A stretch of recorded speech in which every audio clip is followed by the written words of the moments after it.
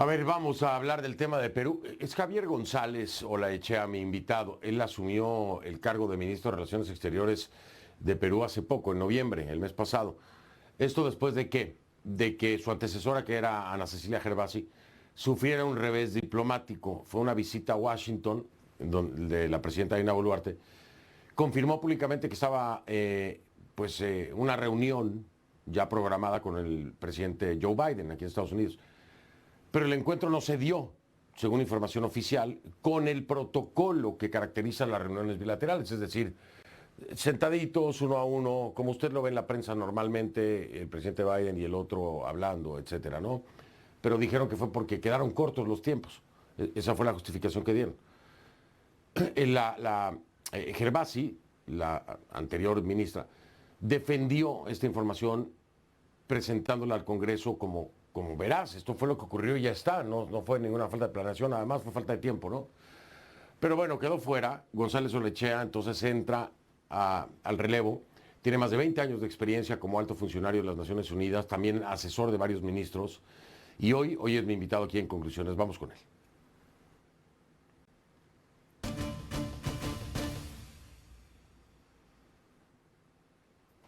Le doy la bienvenida entonces al ministro de Relaciones Exteriores de Perú, el canciller Javier González Olaechea Franco, quien me acompaña. Canciller, gracias por esta entrevista, bienvenido. A usted, buenas noches, señor del Rincón, gracias a usted. Qué amable, gracias por acompañarme. Oiga, reunión reciente con el secretario de Estado, Antony Blinken. ¿Cómo le fue? ¿Cuál fue el motivo? Cuénteme un poco.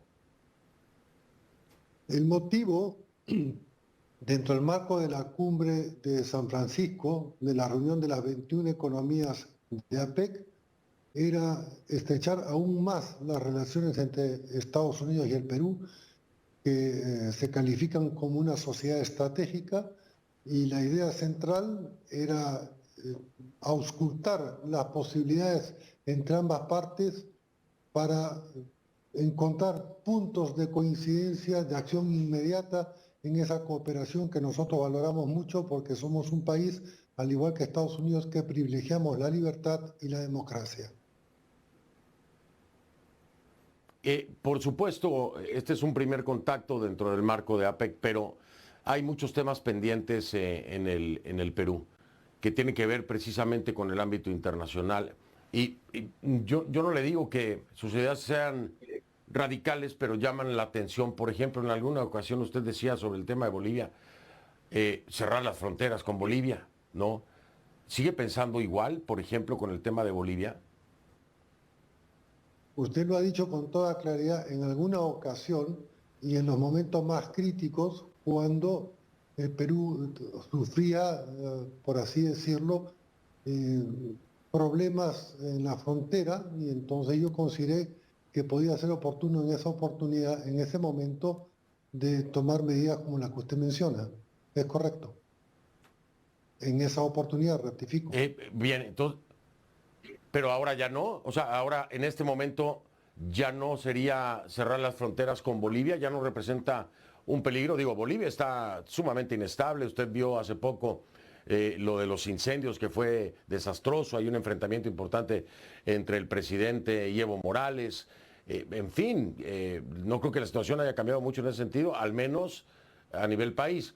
Pero en la frontera ha cambiado. ¿No cerraría entonces ya Bolivia la frontera con ella? A partir del proceso democrático desde el 7 de diciembre y progresivamente el Perú ha ido tomando medidas preventivas en el sur con todas las capacidades del Estado a los efectos de asegurar una vinculación, por así decirlo, sin mayores problemas. Y estamos en camino progresivamente en esa orientación y hoy por hoy no es una amenaza latente. ¿Tiene usted comunicación vía diplomática con el gobierno de Luis Arce? Es decir, ¿todo esto se está manejando ya a nivel Cancillerías o Ministerio de Relaciones Exteriores o aún no?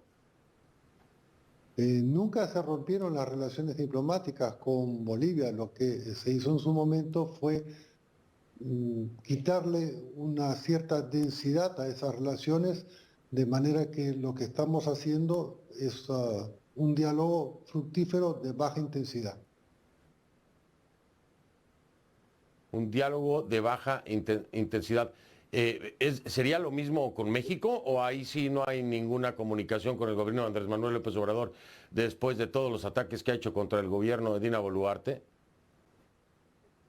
Yo diría que las expresiones del señor presidente de México no solamente han sido contra la gobernante constitucional del Perú, sino contra un país hermano. Y las relaciones actualmente son de bajo nivel, pero paralelamente, y esto hay que subrayarlo, los flujos comerciales y las inversiones, y sobre todo las relaciones económicas entre inversores peruanos y mexicanos y viceversa, están a su máximo nivel. En algún momento se pensó en romper completamente relaciones con México, cosa que yo aplaudía porque me parece que fue una injerencia terrible, además de no querer cumplir con compromisos que se tenía por parte de México con Perú. ¿Y esto ha cambiado de alguna forma? El Perú históricamente nunca ha roto de manera radical relaciones diplomáticas. Cuando digo nunca es, digamos, se puede relativizar un poco, pero en los últimos 3, 4 quinquenios que yo recuerde no se han roto relaciones diplomáticas. Lo que se ha hecho es bajar el nivel de representación. Y en el caso de México es lo que ha sucedido por cuanto retiramos, el gobierno de Perú retiró a su embajador en México y pidió la salida del embajador mexicano en el Perú. Y esa situación no tiene para cuándo cambiar, ¿no? Bueno, el primer paso esperaríamos que lo dé el gobierno de México, pero claro, como todas las relaciones bilaterales, uno tiene que dar un primer paso, la contraparte da alguna señal de acercamiento y progresivamente los equipos de las cancillerías respectivas van reconstruyendo un hilo o un tejido que la verdad que lamentamos mucho los peruanos porque somos pueblos hermanos, hay una vieja vinculación no solamente de identidad cultural, sino de amistad. Y Hmm. la situación es esa y posiblemente en el corto plazo no tienda a mejorar.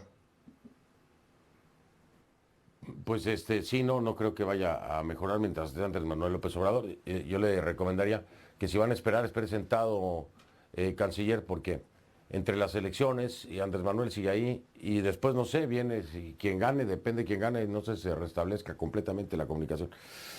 Voy a marcar pausa. Quiero regresar para hablar con usted de algo que ha sido noticia a nivel internacional, muy mal visto, por cierto. Lo califican como xenofobia contra los venezolanos. Usted sabe de qué le hablo, tuvo que ver precisamente con un partido de fútbol y cómo se manejó el tema de la verificación de documentos para que pudieran entrar al estadio y obviamente pues fuera una requisa, una redada de documentación migratoria también para que pudieran los venezolanos ir a ver a su selección. ¿Cómo lo califica usted? Los acusan de xenofobia contra los venezolanos. Dígame cuál es su punto sobre esto al regresar. Es Javier González Olaechea Franco, que es ministro de Relaciones Exteriores del Perú. Ya. Estamos de vuelta, estoy con Javier González Olaechea Franco, ministro de Relaciones Exteriores del Perú, y le preguntaba algo que dio vueltas a nivel internacional, el titular de lo que muchos calificaron como xenofobia contra los venezolanos por este partido de fútbol de las elecciones y la verificación de documentos y cómo se manejó el tema para poder entrar al estadio. Yo le pregunto al ministro, ¿cómo lo califica usted? ¿Qué diría a aquellos que señalan esto como un acto de xenofobia en contra de venezolanos? ¿Y por qué aplicar este procedimiento tan particular en el partido y en la entrada al estadio?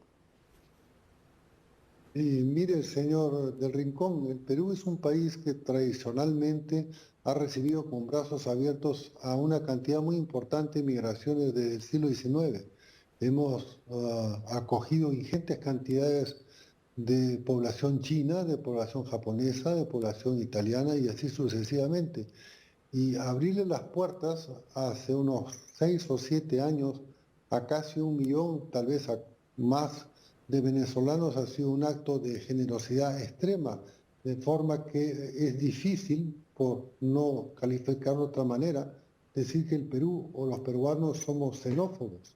Lo que sucedió en el Estadio Nacional es parte de la dinámica de cualquier control que se produce actualmente en un acto masivo.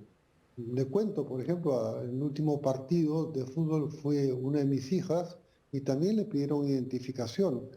Y en el caso de los venezolanos, en el partido que usted se refiere, no ha habido detenciones, no ha habido intervención policial, de manera que